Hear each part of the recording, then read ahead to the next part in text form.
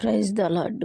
ఈరోజు దేవుడు నీతో మాట్లాడుతున్నాడంటే, దేవుడు నీకు కలలో రూపం కానీ వచనం ద్వారా కానీ హెచ్చరిస్తున్నాడంటే, నిజంగా దేవుడు ప్రతి దర్శనం నెరవేరుస్తాడు.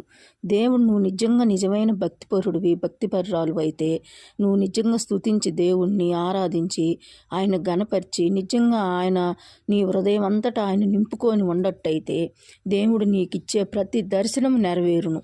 బైబిల్లో కూడా ఈ వచనం ఉన్నది. ప్రతి దర్శనం నెరవేరుద్ది. ఎందుకంటే కుమారి నీ విశ్వాసము నిన్ను స్వస్థపరుచును. లోకాసు వార్తలో కూడా ఇది ఉంది. నీ విశ్వాసము దేవుని ఎడల ఎప్పుడైతే విశ్వాసంతో పూర్తిగా ఆనుకుంటావో, ఎన్ని శ్రమలు ఎన్ని కష్టాలు వచ్చినా వాటిని లెక్క చేయకుండా ముందుకు సాగిపోతావో నీ విశ్వాసం నిన్ను స్వస్థపరుస్తుంది. ప్రతి దర్శనం నెరవేరుతుంది. దేవుని ఆజ్ఞలో దేవుని హృదయంలో నువ్వు చోటు చేసుకొని నీ హృదయంలో దేవునికి స్థానం కల్పించినట్లయితే